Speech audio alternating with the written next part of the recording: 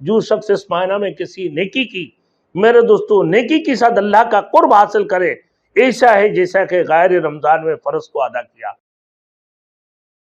Thanks for watching. Don't forget to like, comment, share and subscribe to Maulana Habibullah Ruhani Official. جو شخص اس مہینہ میں کسی نیکی کی میرے دوستوں نیکی کے ساتھ اللہ کا قرب حاصل کرے، ایسا ہے جیسا کہ غیر رمضان میں فرض کو ادا کیا۔ کسی نے ایک نفل ادا کیا اللہ کی قرب حاصل کرنے کے لیے، وہ گویا کہ نہ ایک نفل غیر رمضان میں اس نے فرض ادا کیا۔ میرے دوستوں ایک نفل پڑھا، وہ غیر رمضان میں گویا کہ اس نے فرض ادا کیا، تو فرض کی کتنی بڑی ثواب ہے میرے دوستوں۔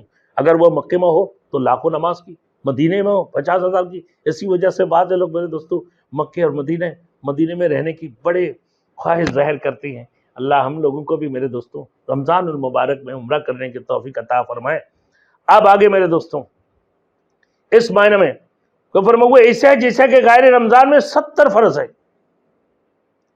غیر رمضان میں فرض ادا کیا، اور جو شخص اس مہینہ میں کسی فرض کو ادا کیا وہ ایک فرض کے بدلہ میں 70 فرض ادا کرنے کا سبب اللہ رب العزت عطا فرماتے ہیں۔ یہ معنی صبر کا ہے، اور یہ معنی صبر کا ہے، اور صبر کا بدلہ کیا ہے؟ جنت ہے۔ صبر والی مہینہ ہے میرے دوستو، صبر کا بدلہ جنت ہے، اور یہ مہینہ لوگوں کی ساتھ غمخواری کرنے کا ہے۔